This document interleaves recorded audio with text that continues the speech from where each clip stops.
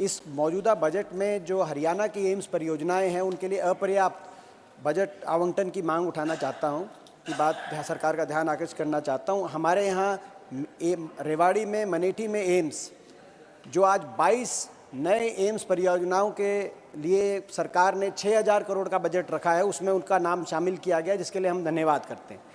लेकिन जिस तरह से बजट आवंटन हुआ है उसमें 250 से 300 करोड़ एक नए एम्स के बाटे आएगा, जो अपर्याप्त है, क्योंकि सीएजी की जो रिपोर्ट आई 2020-21 में, उसके अनुसार एम्स की, किसी भी एम्स की परिसर को तैयार करने, बिल्डिंग कंस्ट्रक्शन की कॉस्ट लगभग 3000 करोड़ के आसपास सीएजी ने दिखाई गई है।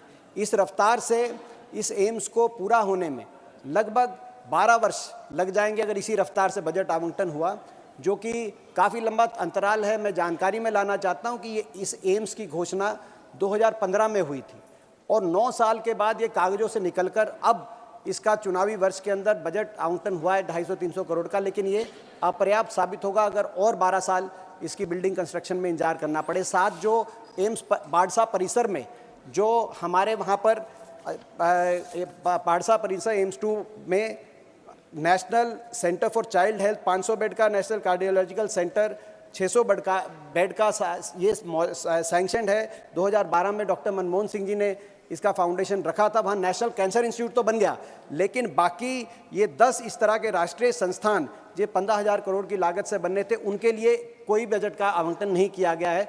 मैं मांग करना चाहता हूँ कि इन परियोजनाओं के लिए भी बजट का आवंटन किया जाए। 10 वर्ष में इन परियोजनाओं का कोई 1 रुपया भी बजट का आवंटन उसी रूप से नहीं किया गया जैसे हमारे यहाँ मेट्रो का विस्तार हमारे क्षेत्र में होना था।